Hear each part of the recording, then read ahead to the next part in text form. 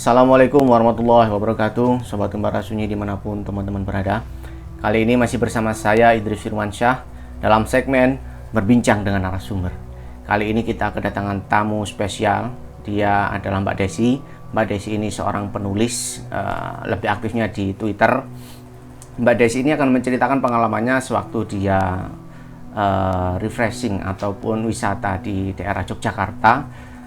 Beliau menempati suatu villa yang bisa dibilang angker, dan di situ banyak sekali sejarah yang melatar belakangi villa tersebut, sampai akhirnya ada teman si Mbak Desi ini yang mengalami keguguran. Bagaimanakah kisah yang akan disampaikan Mbak Desi? Jangan kemana-mana, tetap saksikan Kembara Sunyi.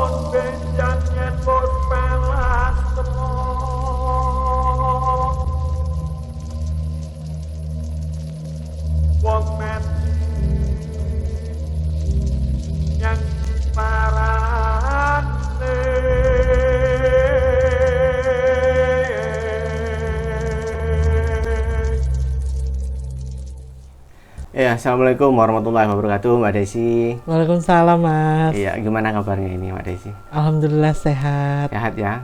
Semangat di dalam PPKM. Iya. PPKM apa PKKM?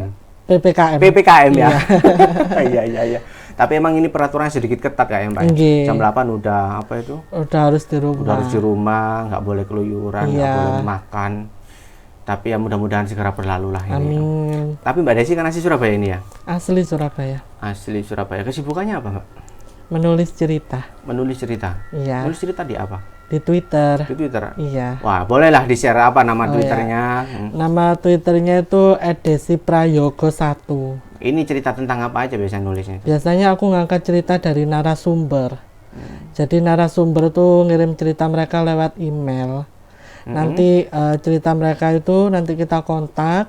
Setelah mereka setuju, nanti narasi dari mereka akan kita tambahkan. Nanti kalau sudah masuk jadwal up, baru kita hubungin mereka untuk memberitahu. Follow up ulang gitu ya? Iya. Oke lah, keren lah. Semangat untuk menulisnya. Ya, makasih. Iya. Tapi ini yang akan diceritakan pada segmen ini pengalaman Mbak Desi sendiri. Iya, pengalaman pribadi sama kelima teman saya. Woi, pas waktu apa ini? Langsung mungkin boleh diceritakan, Oh, ya. menarik Waktu kayaknya. Waktu itu ceritanya tanggal 23 Januari 2020 kemarin. Saya sama tim WO itu ada kerjaan di Klaten. Jadi di Klaten itu 15 orang. Yang 10 orang itu kita naik kereta, yang 5 orang naik truk bawa perlengkapan gitu. Yang 10 orang ini kita berangkat dari stasiun Wonokromo menuju stasiun Klaten. Dari stasiun Wonokromo itu sekitar jam 2 kurang seperempat. Nyampe Klaten itu jam 7. Jam 7 malam kita langsung dijemput sama pihak pengantin untuk ditaruh di kontrakan. Singkat cerita, kita di Klaten tuh sampai tanggal 25. Sebenarnya tanggal 26 itu kita harus pulang ke Surabaya. Sebenarnya. Tapi beberapa dari 10 orang ini tuh pengen main-main dulu ke Jogja. Kan deket tuh, Mas, dari Klaten ke Jogja kan. Jadi yang dari 10 orang ini akhirnya yang deal berangkat ke Jogja itu 6 orang. Jadi dari tanggal 25 malam itu kita sudah prepare. Mulai dari nanti di sana itu kita maksudnya tinggal di mana, kita mau kemana gitu, pokoknya kita udah benar-benar prepare.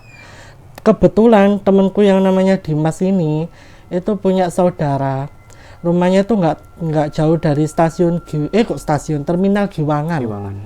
Nah, aku suruh Dimas untuk hubungin sepupunya. Siapa tahu nanti sepupunya itu bisa jemput kita, biar kita itu nggak kesusahan untuk mikirin transportasi. Kan kita nggak tahu toh di sana tuh naik transportasi apa. Ya kan. Akhirnya kebetulan sepupunya Dimas ini mau, dan awalnya tuh nggak bilang Mas kalau ternyata bodinya Dimas ini tuh kedatangan tamu dari Sumbawa. Pikirnya Dimas, prediksinya Dimas itu kan di rumah bodinya ada kamar tamu 2. Nanti kamar tamu 2 itu untuk yang cewek-cewek. Sedangkan yang cowok-cowok itu kan cuma 2 orang. Jadi aku kasih tahu Mas ya, temanku yang ikut sama aku ke Jogja itu ada 6 orang termasuk aku. Aku, Mary, Kiki, Septi, Dimas, sama Jeff. Jadi 4 cowok 2 cewek, 4 cewek 2 cowok. Singkat cerita, kita dari Klaten tuh tanggal 26 tuh pagi Mas, jam 7. Kita sudah start dari Klaten, kita awalnya tuh nganterin temen dulu yang mau pulang ke Surabaya. Jadi kita dari stasiun Klaten tuh pisah. Yang 6 orang ini langsung naik bentor ke terminal Klaten. Dari terminal Klaten kita langsung cari bis menuju terminal Giwangan. Nggak sampai jam 8 kita sudah sampai mana terminal Giwangan. Dan sepupunya Dimas tuh sudah nunggu di sana. Sepupunya Dimas tuh namanya Hendro. Lah, pas waktu kita sudah ketemu sama Hendro di terminal Giwangan, Hendro baru bilang kalau ibunya atau bodinya Dimas ini kedatangan tamu dari Sumbawa. Alhasil 2 kamar tamu yang diprediksi Dimas buat yang cewek-cewek ini akhirnya kan dikasihkan ke tamu bodinya. Iya.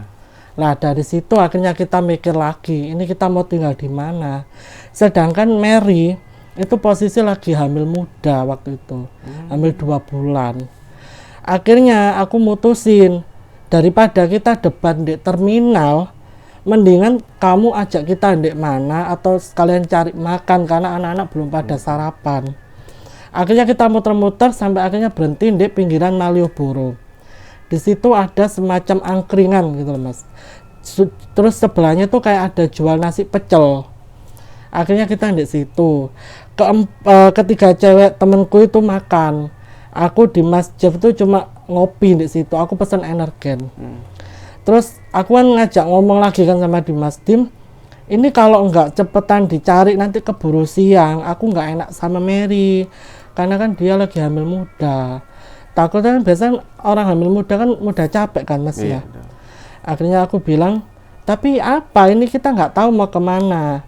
Karena budget kita juga terbatas waktu itu Mas. Karena kan nggak ada planning untuk tinggal di hotel. Sedangkan aku searching di situ hotel paling murah itu Cepek Limpul atau 150.000. Itu untuk per malam.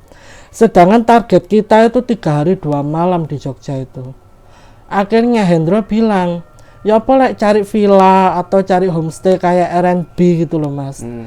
Tapi Hendro tuh kayak ngasih solusi, tapi solusinya tuh kayak setengah gitu loh. Dia ngasih solusi tapi nggak tahu ini villanya tuh mau kemana atau dia punya kenalan atau ya apa. Akhirnya kita debat lagi lah di situ. Di tengah-tengah kita debat, ibu yang punya angkringan itu tuh denger. Ibunya nyamperin aku, duduk di depanku. Mbaknya mau cari villa ta? Aku kan orangnya agak, ketika aku lagi ngobrol sama orang tiba-tiba didatengin orang terus orangnya merasa kayak denger kita lagi ngomongin apa itu kan kayak risih Mas ya. Akhirnya aku ya apa, soalnya di sisi lain kita juga butuh, sedangkan semakin lama tuh semakin siang. Akhirnya aku bilang, iya Bu, kita lagi cari villa untuk 3 hari 2 malam, tapi kita cuma ada budget 800.000, selebihnya kita nggak ada. Oh kalau harga segitu saya nggak tahu Mbak villanya di mana, tapi saya punya temen saya ini biasanya nyawain villa untuk turis-turis yang main di Jogja. Mungkin teman saya ini tahu gitu. Oh, apa Ibu bisa hubungin temannya? Oh bisa Mbak, tak teleponin bentar ya. Akhirnya kita nunggu, ibunya hubungin temannya. Gak lama kemudian sekitar paling 15 menitan datanglah bapak-bapak Parubaya gitulah Mas. Nah, datang naik motor Astrea gitu dek. Situ nyamperin kita. Awalnya ketemu sama ibu-ibu angkringan ini, bilang, "Sapa sing ngape golek villa?" "Oh, ini mbaknya." Ibunya nunjuk ke saya. Terus bapaknya duduk di depan saya. "Mbaknya mau cari villa gimana?" "Iya Pak, saya mau cari villa untuk 3 hari 2 malam. Tapi saya cuma ada budget 800.000. Terus bapaknya awalnya tuh diem mikir, saya ada sih mbak satu villa, bahkan harganya nggak sampai 800.000, itu udah 3 hari 2 malam. Dan aku mikir villa di sekitaran Jogja itu juga lumayan mahal mas menurutku itu. Tapi kok bapak ini kok bisa dapat villa yang harganya bahkan nggak nyampe 800.000. Tapi saya, terus bapak ini melanjutkan lagi kan omongannya tuh, tapi saya ragu mbak untuk nyewain villa ini ke mbaknya. Loh kenapa pak, aku bilang pripun pak, aku bilang gitu kan. Bapaknya ini diem. Terus tiba-tiba bapaknya bilang, wes gini aja mbak, tak hubungin yang punya villa dulu ya, nanti takutnya villanya dipakai sama orang gitu. Oh ya monggo pak, sampean telepon aja gitu, kita tunggu. Jarak antara bapak ini telepon sama kita ini lumayan mas. Yang aku dengar bapaknya tuh bilang, oh nggih pun, saya antarkan anak-anak ini ke villa. Oh ya sudah, akhirnya teleponnya mati. Bapaknya bilang, mbak ini villanya masih kosong, mbaknya mau nyewa ta? Aku lihat ke temenku, ke Mary, aku lihat Mary terus maksudnya kayak kecapean banget gitu mas. Wes gak apa-apa pak, aku di mana tempatnya? Wes sampai ngikutin motorku aja ya. Oh ya wes, akhirnya aku manggil anak-anak yang lain, aku bayar pesanan mereka, terus kita langsung jalan ngikutin bapak itu. Sampai sekitar berapa ya, gak sampai setengah jam kita sudah sampai di villa. Aku mungkin sudah ngomong sama Mas Idris ya namanya, tapi aku nggak bisa sebutin di video ya mas ya. Siap. Soalnya udah persyaratan gitu loh. Privasi lah ya. Iya privasi. Tapi yang jelas aku suka sama lingkungannya ini tuh mas. Lingkungannya tuh nggak jauh dari jalanan raya besar. Terus di pinggirannya tuh banyak orang kedai kayak jualan nasi, jualan cemilan, gorengan. Karena kan aku kalau malam tuh kan suka lapar gitu loh mas. Jadi pikirku kalau aku lapar tinggal keluar bentar, jalan dikit sudah banyak orang jualan gitu kan. Itu modelnya tuh kampung, tapi sistemnya kayak perumahan. Jadi kita masuk itu harus menyerahkan data KTP. Jadi KTP kita tuh didata di situ. Satu-satu. Iya satu-satu semuanya. Terus nanti bahkan kalau kita sudah keluar atau sudah selesai check out dari situ, kita juga harus laporan di pihak RT setempat gitu loh. Terus ya singkat cerita, kita sudah didata kan, kita langsung masuk, dan aku tertarik sama villa ini tuh. Villanya tuh cuma 1 lantai. Terus aku tanya sama bapaknya, Pak ini kira-kira ada berapa kamar ya? Soalnya kita paling nggak butuh minim 3 kamar gitu. Terus bapaknya bilang, oh ya mbak kebetulan ini 3 kamar. Lah terus si Hendro ini kan awalnya kan cuma jadi tour guide mas, cuma nemenin kita. Berhubung Hendro ini di rumah juga jenuh, nggak mau, maksudnya nggak tahu mau ngapain, di rumah juga ada tamu ibunya ya kan. Akhirnya Hendro ini mutusin untuk ikut liburan bareng sama kita. Kebetulan kan daripada kita mau kemana-mana susah transport kan ada mobilnya Hendro gitu loh. Akhirnya tak izinin Hendro ikut sama kita masuk ya mas ya. Ini aku gambarin sedikit aja ya maksudnya letak rumahnya gitu ya, gambaran rumahnya. Masuk rumah, buka pagar, itu lurus garasi, ada carport. Garasi carport tuh muat 2 mobil. Terus sebelah kanan tuh ada taman mas. Tamannya tuh ya banyak bunga kayak bunga kamboja, bunga melati, bunga mawar. Tapi yang bikin aku salfok itu ada satu pohon beringin tuh bau besar. Pohon beringinnya tuh tinggi besar, bahkan tingginya tuh melebihi rumah itu. Terus ada kayak bukan akarnya itu loh mas. Akarnya tuh kayak menjuntai, terus kayak besar, kayak ngeliuk-ngeliuk gitu loh.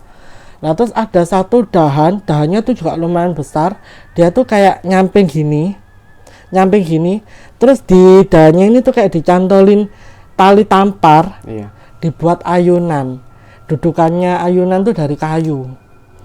Lah terus dari taman itu kan sudah rumah, taman itu rumah, masuk itu ruang tamu, kamar nomor 1 tuh kamarku, yang aku tidurin sama Kiki. Awalnya sih aku maunya tuh Mary karena kan dia lagi hamil, mungkin butuh pencahayaan matahari atau ya apa gitu.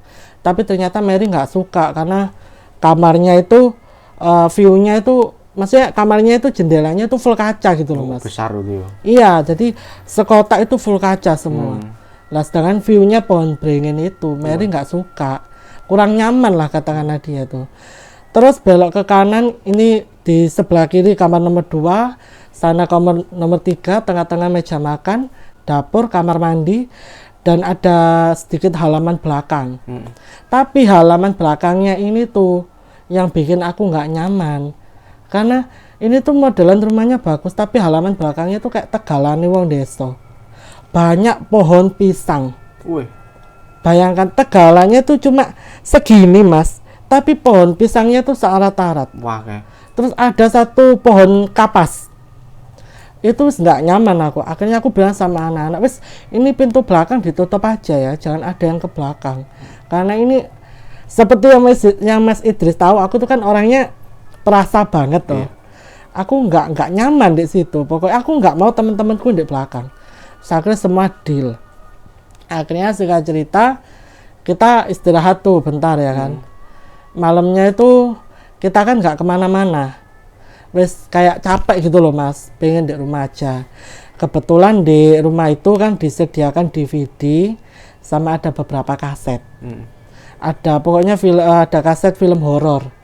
Film horornya ini kayak film-film jadul. Waktu itu kita putusin untuk nonton Kuntilanak Julie Estelle. Lah ini puncak pertama kali kita ngalamin yang namanya sesuatu di luar nalar. Kita pertama kali nonton tuh biasa ya mas, memang suasananya tuh ya yang rame itu kan jalanan besar ya. Situ kan tetap masuk kayak perkampungan gitu. Jadi ya ini ya menurutku wajar karena orang sana kan paling sore itu masuk rumah masing-masing gitu kan. Terus hening nonton film, tapi pas ada adegan yang temennya Julie Estelle cewek itu meninggal di kamar mandi, tiba-tiba pintu depan itu ada yang ngetok mas, tok tok tok, peng 3. Itu kita langsung noleh di pintu. Sopo? Pertanyaan kita itu di situ. Karena kalaupun ada tamu mas, harusnya tamu tuh nggak tok tok di pintu, dia ngebel di pagar.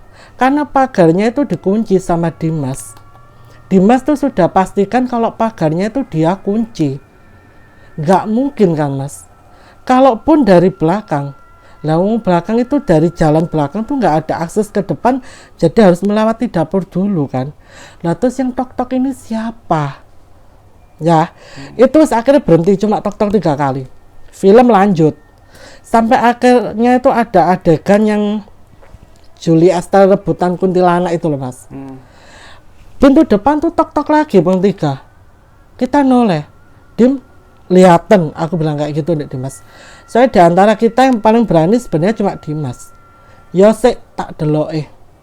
Dilihat sama Dimas. Dimas tuh pas, jadi pintunya tuh bukan 2 mas. Di sampingnya tuh ada kayak kaca kecil panjang gini loh. Ukurannya tuh sama, tingginya sama pintu ini. Itu ada kaca kecil terus ada kayak selambu terawang gitu loh mas. Disibak sama Dimas. Dimas nyibak itu langsung dia muter. Dia nggak ngomong apa-apa, dia diem. Dim, siapa? Mah. Dia gitu. Loh, arek apa sih? Karena aku penasaran, aku deketin Dimas. Dim, minggir. Mah. Dimas tuh cuma kayak gitu, cuma mah gitu. Akhirnya aku beranikan diri, tak lihat. Ada cewek. Tingginya mungkin seaku karena lokasinya dia terlalu jauh ya.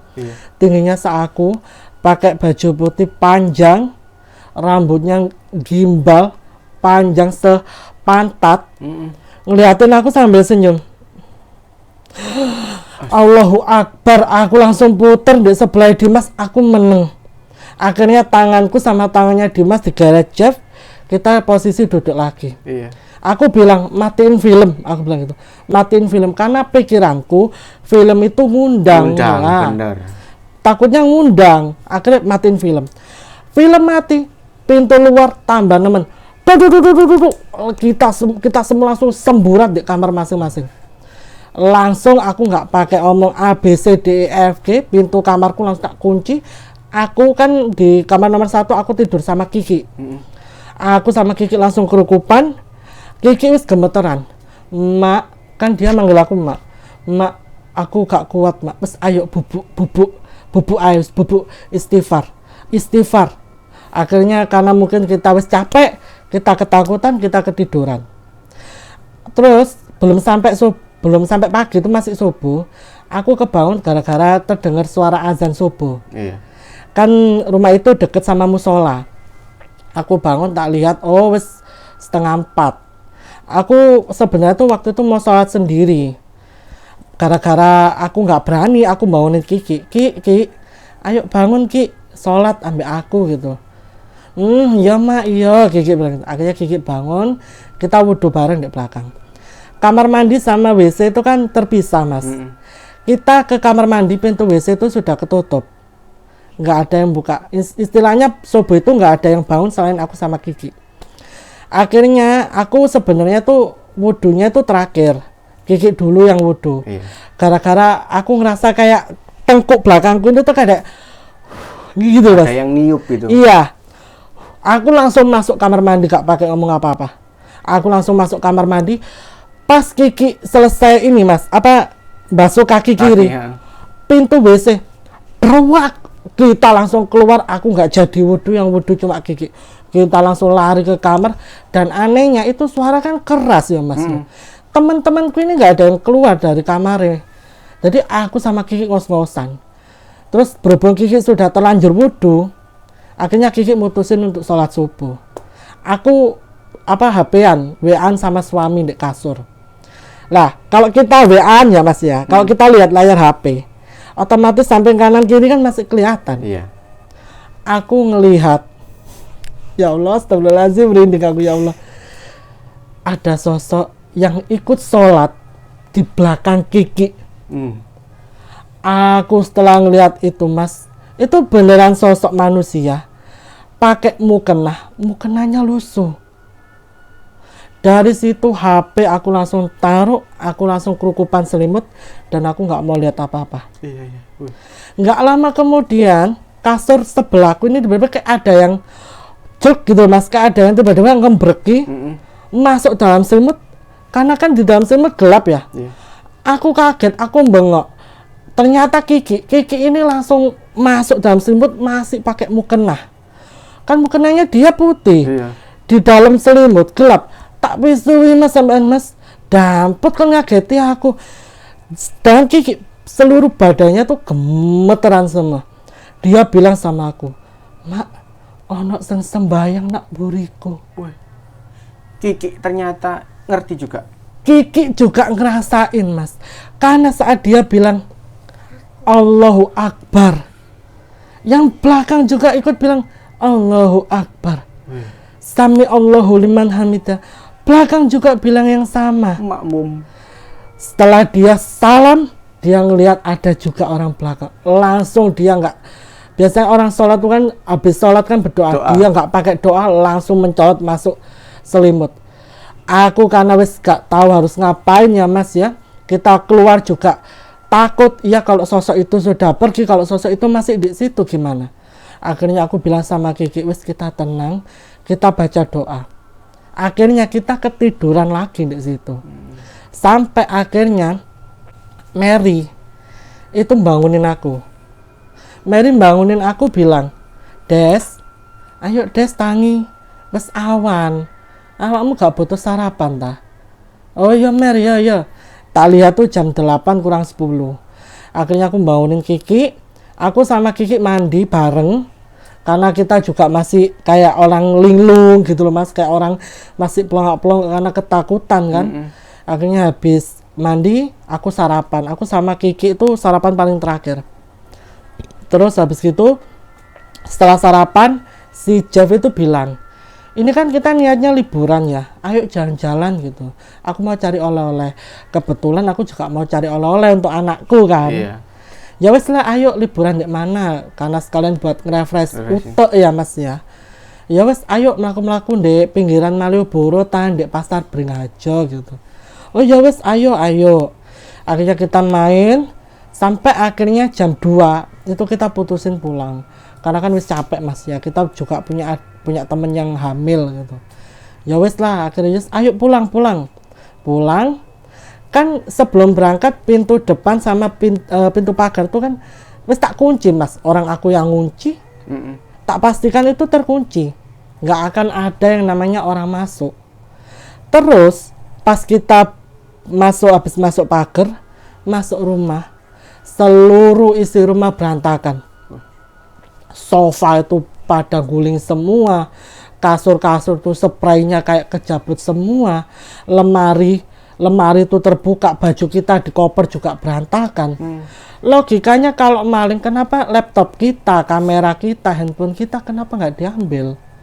Padahal di situ juga ada duitku bayaran make up itu yang di Klaten itu juga aku taruh di koper, kenapa nggak diambil kalau maling? Gitu loh. Terus aku ngecek pintu belakang, barangkali ada orang yang lompat, karena kan itu ada tembok tinggi, meskipun di atasnya ada kawat berduri, tapi kan di belakangnya juga ada kampung. Ya mungkin malingi pinter tayo apa bisa melewati itu. Aku ngecek akhirnya di belakang, ternyata pintunya tuh kayak nggak ada bekas dibuka paksa atau kayak tanda-tanda dimaling gitu loh mas. Akhirnya aku mikir, wis ini untuk nggak beres, karena pikirku besok kita sudah pulang ya toh. Besok kita sudah pulang, wis ngene rek, iki daripada jenenge rame-rame, wis mending kita ayo kemas-kemas ini, maksudnya dirapikan lagi, kita betah-betahin semalam, kan besok kita pulang. Kalaupun kita pergi sekarang itu kita mau kemana gitu loh, ya kan? Uang juga ngepres ya toh, uang juga sudah dibayar untuk tiket pulang ke Surabaya, sisanya kan pasti mereka juga butuh uang kan untuk setiap harinya. Terus akhirnya mereka bilang, ya wes lama ayo. Akhirnya bersih-bersih itu, bersih-bersih, ternyata kita lupa nggak bawa bahan makanan untuk makan malam. Akhirnya kita keroncongan, mau nggak mau kita harus keluar beli makan. Kita keluar itu sekitar jam 6 habis maghrib, itu kita keluar cari makan. Posisi yang masuk mobil terakhir itu Jeff, karena aku nyuruh Jeff untuk ngunci pagar. Pas dia ngunci pagar mas, Jeff ini aneh, dia tuh tiba-tiba tuh kayak cuma diem di depan pagar, kan jendela, aku kan keluar, maksudnya kepalaku kan keluar dari jendela, manggilin dia, kok dia nggak gerak. Akhirnya aku kesel, aku nyuruh Hendro, klakson, aku bilang, iya mbak tak klakson, ditun. Baru Jeff ini tuh langsung lari terbirit masuk mobil. Terus dia bilang, mak, aku karena ngelihat mukanya Jeff udah nggak beres, aku bilang sama Hendro, budal, aku bilang, oke mak, budal. Akhirnya kita berangkat beli nasi. Pas kita udah di warung nasi, habis pesan kan nunggu nasinya datang. Jeff ini bilang, aku habis ngelihat cewek mak. Dek mana? Di ayunan. Ayunan mana? Yo yang beringin itu loh mak, ambek goyang-goyang aku gini. Loh masa Jeff? Iya mak, ceweknya itu nggak lihat aku, ceweknya tuh belakangnya aku, dia tuh ngadep ke kamarmu. Kan view beringin itu kan kamarku mas. Kaca itu ya? Iya kaca itu kan, jendela kaca itu. Ceweknya tuh ngadep situ mak. Terus tak lihatin, ceweknya tuh kayak makin ayun gitu. Terus tak lihatin lagi, ceweknya noleh mak. Terus badanku nggak bisa gerak mak. Aku mau nangis, aku mau teriak, mulutku nggak bisa keluar suara. Aku baru bisa gerak itu tadi, aku dengan klakson itu baru bisa gerak. Aku pikiranku nggak karu-karuan di situ mas. Pikiranku kacau, aku nggak tahu harus berbuat apa. Aku merasa kayak di situ kan leadernya aku. Iya. Jadi yang tanggung jawab aku kan. Akhirnya aku bilang sama Jeff, wes kamu minum aja dulu, kamu tenangin, ayo kita makan. Mungkin kitanya capek atau kitanya berhalusinasi. Aku bahkan sempet kayak mencairkan suasana gitu loh. Paling pengen ngejak kenalan kamu, aku bilang. Pokoknya intinya aku di situ pengen mencairkan suasana gitu, biar teman-temanku ini tuh nggak panik gitu loh. Karena kalau mereka panik itu kan semakin nggak karuan mas situasinya ya kan. Akhirnya kita makan, aku bilang sama Jeff, wes jangan nggak usah dilanjutin lagi ceritanya, wes anggapan itu angin lalu lah, wes anggapan dia mau kenalan sama kamu, aku bilang gitu. Oh ya wes mak gitu. Akhirnya kita pulang ya kan. Pulang tuh kita biasanya kan niatnya tuh mau di ruang tamu, karena berhubung kita wes capek mas, Aku suruh teman-teman untuk wes ayo masuk kamar masing-masing, kita tidur, kita istirahat, besok pagi kita ke stasiun apa gitu. Akhirnya malam tuh mas, sekitar jam 11 mau setengah 12 aku tuh belum bisa tidur. Aku sama Kiki itu nonton YouTube, tapi Kiki pakai headset, aku nggak pakai headset. Nggak tahu tiba-tiba suasana hening, tiba-tiba aku dengar beruak dari arah belakang. Aku kaget mas, aku langsung keluar kamar, tak lihat Septi itu wes jungker. Jadi ini tuh kan ini kamar nomor 2, di sini meja makan. Septi itu sudah ada di bawah kursi meja makan. Dia tuh aduh mak loro gitu. Loh apa Sep, aku bilang gitu.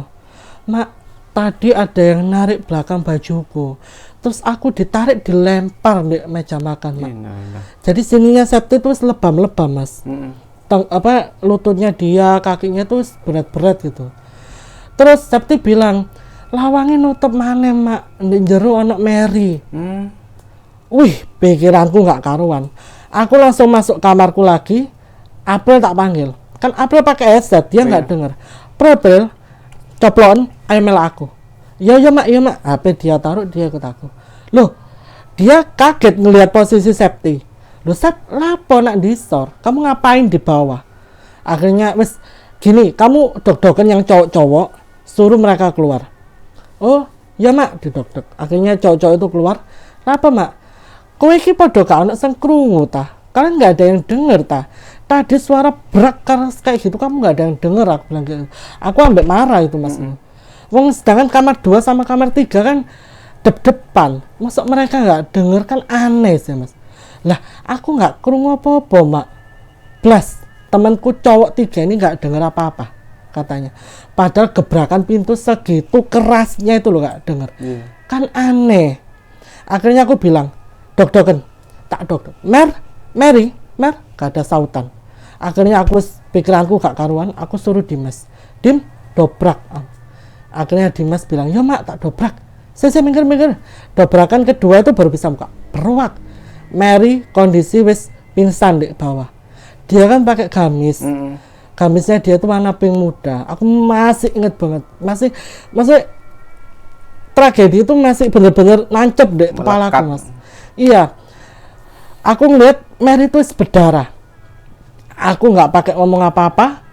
Aku suruh Dimas ngangkat, ayo bawa Mary ke mobil, kita ke rumah sakit sekarang. Karena aku kepikiran Mary, karena Mary kan lagi hamil muda, dia berdarah kayak gitu. Aku kan yang tanggung jawab ya toh. Aku juga yang waktu itu sebelum berangkat tuh aku yang minta izin ke suaminya. Kan otomatis Mary tanggung jawabku. Akhirnya tak bawa ke rumah sakit, semua orang tak suruh ikut. Rumah tuh sampai gak tak kunci mas. Saking aku nggak mikirin rumah, aku nggak mikirin bawaanku, aku mikirin temanku. Sampai rumah sakit, kejadian yang gak pernah terjadi di hidupku tuh kejadian. Nah ini kan hamil 2 bulan tadi. 2 bulan mau 3 bulan, dan dokter itu menyatakan kalau Mary memang keguguran. Tapi yang bikin aneh adalah janin di dalam rahim Mary itu nggak ada. Janinnya itu nggak ada. Sampai dokter pakai USG 4 dimensi. USG 4 dimensi itu hanya ada sampai jam 4 sore di rumah sakit itu. Gara-gara dokter nanti takut salah ngambil maksudnya kayak salah ngasih statement. Akhirnya dokter tuh sampai minjam kunci buat ngambil alat USG 4 dimensi. Bener-bener dicek, hasilnya keluar, kita ditunjukin rahimnya Ibu Mary kosong ini Bu. Bagaimana? Kok bisa rahimnya kosong? Logikanya kalau orang hamil, usia kandungan Ibu Mary ini saya lihat nih sudah hampir 3 bulan loh Bu. Mestinya tuh kayak ada gumpalan darah. Dan kalaupun belum ada gumpalan darah, kita harus kiret. Kalau kosong kayak gini, apa yang kita kiret? Sedangkan pendarahannya Mary tuh nggak kelar-kelar mas malam itu. Keluar terus ya? Iya. Apa nggak ikut sama iku nak? Apa darahnya? Nggak ada. Jadi cuma darah tok mencair gitu. Akhirnya aku nggak pakai, maksudnya aku nggak bilang apa-apa, aku langsung hubung suaminya. Suaminya tak hubungin. Malam itu juga suaminya langsung ke Jogja naik mobil. Sekitar nggak sampai 4 jam, suaminya nyampe di rumah sakit. Suaminya tuh marah semarah-marahnya sama aku. tak terima karena aku ngerasa gagal ngelindungin Mary. Harusnya waktu itu aku tidur sama Mary, bukan Septi yang tidur sama Mary gitu loh. Karena memang awalnya itu rundingannya aku yang tidur sama Mary. Tapi berhubung Mary nggak mau tidur di kamar nomor 1, akhirnya dia tidur sama Septi kan. Terus tak dengerin ya suaminya marah tuh, dengerin ya kan aku salah. Akhirnya itu kan Mary belum siuman, sama sekali belum siuman. Terus tunggu kita sampai ngantuk-ngantuk di ruang tunggu rumah sakit tuh, kita sampai ngantuk-ngantuk. Waktu itu belum pandemi mas, belum pandemi, orang kita belum pakai masker, di kereta juga belum pakai masker waktu itu. Terus akhirnya kita ngantuk-ngantuk, hampir jam 3 subuh Mary bangun, Mary sadar maksudnya. Dia tuh ngeluh sakit. Aduh mak, loro wetengku, sik tak celukno dokter. Kebetulan malam itu ada dokter jaga gitu loh mas, tak panggilin. Oh ibu Mary ini masih dalam kondisi pasca keguguran, jadi rahimnya masih sakit mungkin bu. Nggak apa-apa bu Mary, udah buat istirahat aja.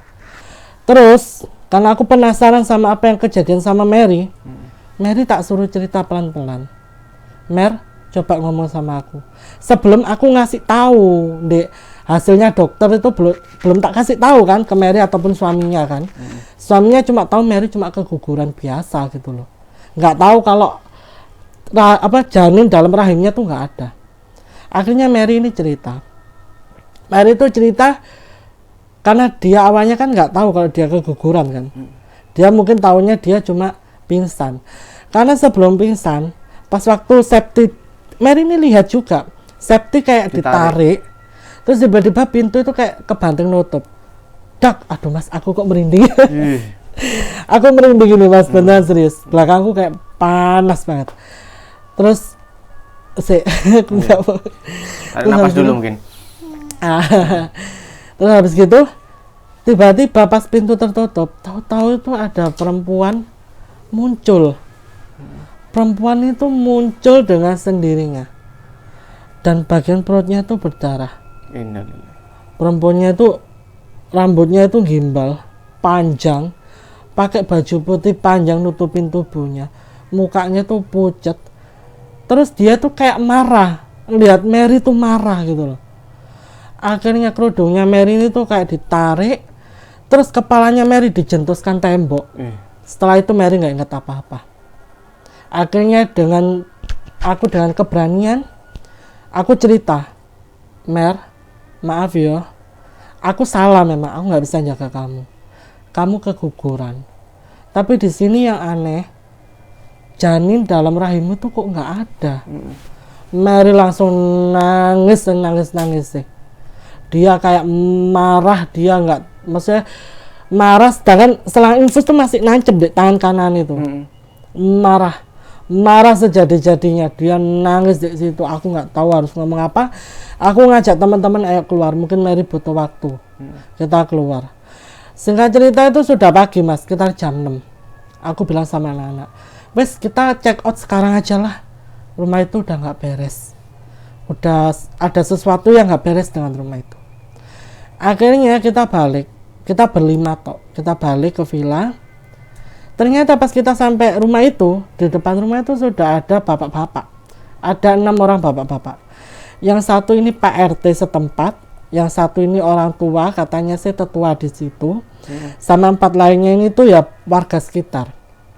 Bapak-bapak ini akhirnya kita turun dari mobil kan.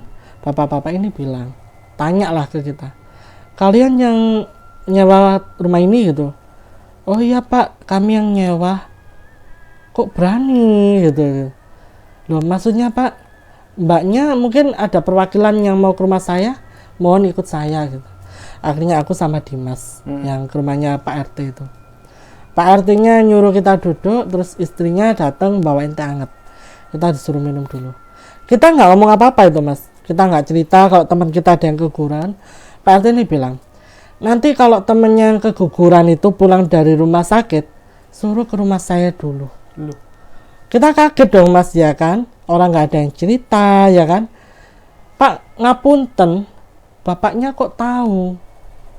Mbak, sudah bukan rahasia warga sekitar kalau ada orang yang nempatin rumah itu dalam kondisi hamil, keguguran, Pasti keguguran. Pasti keguguran. Dan kegugurannya semalam kan. Pak, saya kasih tahu ya, rumah itu dulu ada tragedi. Rumah itu sempat disewa sama dua cewek dari Boyolali. Katakanlah dua cewek ini namanya Dinda sama Isti. Dinda sama Isti ini niatnya main ke Jogja, karena memang rumah itu dulunya disewakan. Dulunya tuh sempat dikontrakkan, karena nggak laku akhirnya disewakan untuk R&B harian. Akhirnya disewa sama dua sahabat ini. Singkat cerita, malamnya itu ada warga yang melihat ada mobil masuk ke rumah itu, dan katanya ada 4 cowok. Nggak lama kemudian 4 mobil itu, 4 cowok sama 1 cewek pergi dari rumah itu. Pikir kita semuanya itu sudah pergi dari rumah, maksudnya sudah check out. Karena menurut kesaksian Bu Melin itu istrinya yang punya rumah itu. Yang punya rumah itu kan sekarang lagi stay di Jakarta. Daripada rumahnya nganggur kan disewakan. Pada waktu kejadian tragedi ini tuh Bu Melin kebetulan lagi jenguk saudaranya di Jogja. Karena mumpung jenguk, lihat rumahnya. Kan kebetulan yang nyewa juga waktunya check out, ya kan? Nggak taunya pas waktu Bu Melin lihat rumah itu, Bu Melin buka, awalnya biasa aja. Cuma di ruang tamu itu ada beberapa botol miras. Pas Bu Melin ke belakang, lihat dapur, lihat meja makan, ada pipa air yang maksudnya perlu dibersihkan atau perlu dibenerin. Di kamar nomor 2, Mas Idris sempat ingat kan, kamar nomor 2 itu ditempati siapa? Tempati Mary sama Septi kan. Iya. Ibu Melin menemukan jasad perempuan sudah meninggal kaku membiru di kamar itu dengan perutnya terkoyak. Innalillah. Bu Melin yang lihat itu otomatis langsung keluar, langsung teriak. Akhirnya warga itu datang, ada beberapa yang manggil polisi. Akhirnya jasadnya itu dibawa ke rumah sakit, dan rumah itu sempat ditutup sementara gitu sama polisi untuk dijadikan olah TKP. Singkat cerita, rumah itu kan selesai akhirnya dibersihkan dan dikontrak. Habis itu ada yang ngontrak itu sebenarnya ada yang mau ngontrak sepasang suami istri. Istrinya ini lagi hamil sekitar 7 bulan mau 8 bulan. Istrinya ini sudah hamil tua, niatnya ngontrak di situ tuh biar deket sama kerjaan sang suami. Baru masih tahap melihat-lihat, tiba-tiba kakinya tuh kayak ada yang jeglang. Jadi si ibu ini akhirnya jatuh tengkurap gini mas. Perutnya itu membentur lantai. Akhirnya ibu itu keguguran. Keguguran di situ sampai ada Pak RT itu bilang sampai kepalanya itu sudah keluar dari jalan rahimnya. Jadi kepalanya tuh kelihatan gitu loh mas. Jadi dibawa ke rumah sakit tuh posisi bayi kepalanya tuh sudah keluar. Tapi bayinya meninggal. Akhirnya semenjak itu, maksudnya desas-desus rumornya itu sudah berkembang akhirnya mas. Kalau di situ, kalau yang ngontrak di situ katanya nanti yang hamil bisa keguguran. Karena pas tepat selesai terjadi polisi yang habis olah TKP itu, katanya warga itu dengar ada sosok perempuan mengelilingi rumah warga sekitar, nangis. Perempuan ini tuh ada yang bersaksi kalau perempuan ini tuh nggak jalan tapi melayang. Perempuan ini bilang, anakku mana? Kemana anakku? Mencari anaknya itu ya. Iya. Akhirnya Pak RT bilang, Mbak, setiap ada orang keguguran di rumah itu, saya bersaksi sendiri, saya mendengar tangisan anak bayi. Sampai ditandain loh mas, sampai ditandain kalau ada orang keguguran di sekitar gang itu selalu kedengaran suara bayi.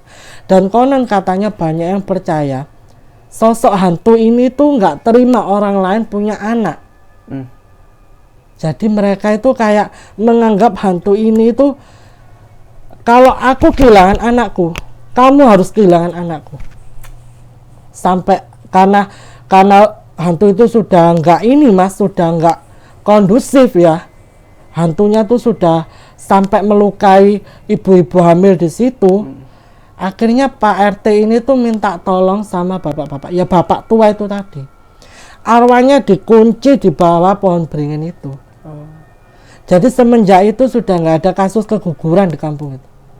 Dan perjanjiannya, warga sekitar tuh sudah membuat perjanjian dengan yang punya rumah itu, agar rumahnya tidak disewakan lagi. Terakhir disewakan itu sama tour guide. Ini tuh orang Spanyol, perempuan, nyewa villa itu sama satu tour guide-nya itu cowok. Tour guide-nya itu lagi rokokan di depan rumah, Mas. Rokokan malam-malam. Terus pas anak-anak rokokan tahu-tahu di luar pagar, itu ada perempuan berdiri, ngeliatin cowok itu, ngeliatin tour guide-nya itu lagi rokokan di latar rumah yang itu. Ceweknya tuh cuma senyum. Mbak, otomatis tour guide-nya ini kan tanya, Mbak, cari siapa? Kan nggak ada siapa-siapa, orang itu cuma orang bule ya kan. Mbak, dek kene gak ono sapa-sapa. Dek kene mek ono bule tok. Cewek itu nangis. Anakku Nandi, Mas. Oh, tour guide ini langsung masuk, pintunya dikunci. Setelah itu makin gempar sekampung.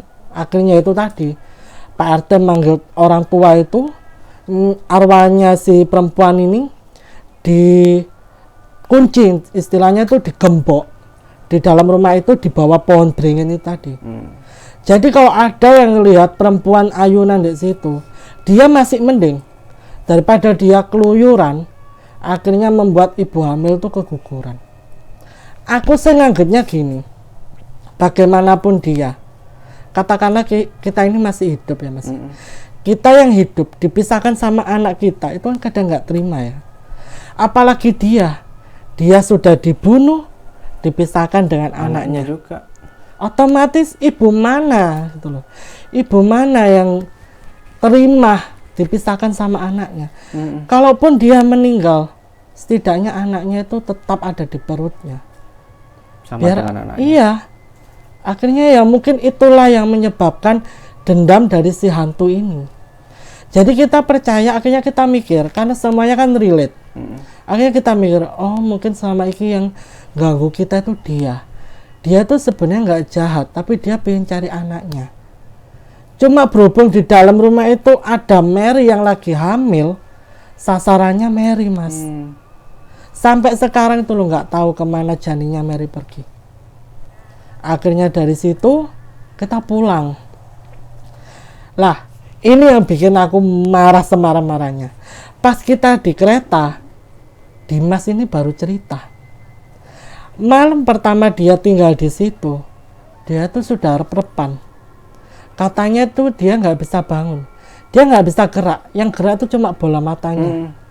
Katanya tuh di depan wajahnya itu kan dia posisi tidur. Di depan wajahnya tuh katanya kayak ada rambut kayak kemeriak gitu loh Mas, kayak penuh di wajahnya gitu. Sedangkan dia tuh nggak bisa gerak, mau teriak dia juga susah, mau ngomong dia juga nggak tahu harus ini tuh suara tuh ngeluarnya tuh kayak apa. Dan pas waktu dia lihat itu di kamar yang dia tempat, di kamar nomor 3 tuh banyak pocong berjejer-jejer. Pocong itu berjejer-jejer sampai depan pintu, dan dia rep-repan baru bisa gerak itu terdengar azan subuh. Pas aku dilihatin sosok yang ikut sholat sama Kiki. Iya betul. Aku marahnya, kenapa kamu baru cerita sekarang? Tahu gitu, kalau teman-temanku banyak yang diteror, hari kedua udah tak putuskan untuk check out. Tak pikir yang ngalamin kayak gitu ya cuma aku sama Kiki. Yang paling mentok marah, maksudnya yang paling mentok parah itu Mary. Lah kok ternyata Dimas juga ngalamin. Akhirnya tak pikir ya sudah. Wes mungkin dari sini ada pelajaran. Ada pelajaran bisa kita petik.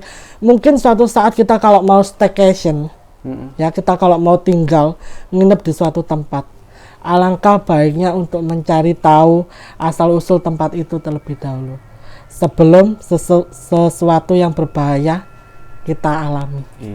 Ya Allah, ini lampu kenapa? Akhirnya dari situ aku pulang dulu ke Surabaya. Mary kan masih di Jogja. karena aku suruh suaminya untuk mengantar Mary ke rumah Pak RT. Ternyata di rumah Pak RT itu Mary dibersihkan, katanya biar gondone perempuan ini tuh biar nggak ikut Mary sampai Surabaya.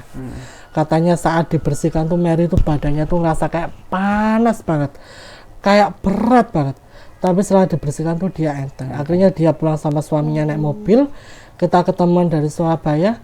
Karena aku masih merasa bersalah. Aku tuh kayak melupakan kejadian tuh susah gitu loh, Mas. Kayak masih terngiang-ngiang di kepala aku tuh. Ya apa ya, aku yang bertanggung jawab. Temanku harus ngalamin kejadian kayak gitu. Jadi ya wis, ya sudah, mau kejadian, maksudnya udah terjadi, mau diapain lagi gitu kan ya. Betul. Akhirnya ya itulah pengalaman aku yang gak pernah bisa terlupakan sampai sekarang. Wah, luar biasa sekali, Mbak. Iya. Menyangkut anu juga loh ya, apa sih istilahnya, nyawa juga, Iya. nyawa si bayi. Iya. Makanya bikin merinding sekali itu. Iya, makanya aku kayak ya Allah, kayak ini tuh mungkin Allah tuh negur kita mungkin ya. Iya. Karena kan berangkat tuh kan aku izinnya sama suami kan cuma untuk kerjaan di Klaten.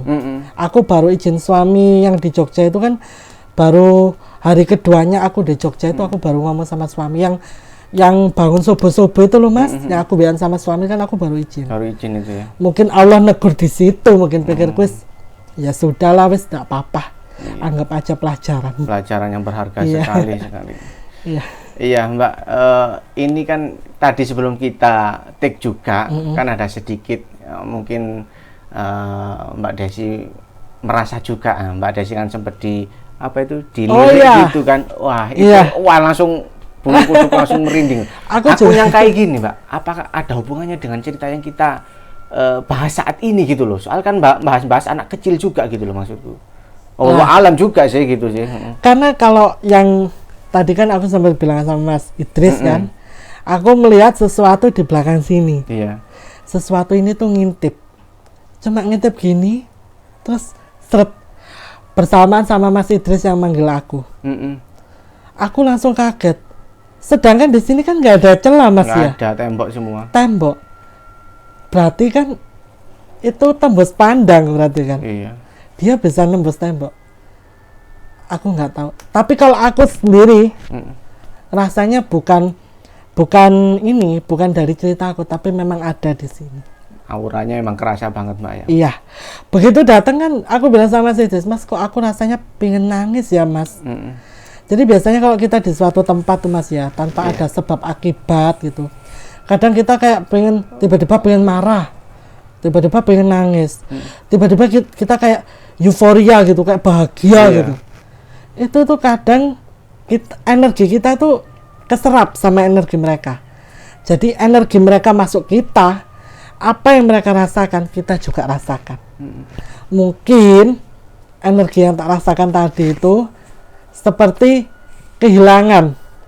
Energi kehilangan seseorang gitu ya. Kehilangan seseorang. Sampai dada saya tuh rasanya sakit, Mas, kayak ampek kan saya bilang sama si itu tadi kan. Linear dengan cerita kita berarti malam ini. Aku ya Allah, kok dadaku ampek. Aku awalnya nggak berani ngomong karena kita belum kenal, baru kali bertemu kan ini kan ya.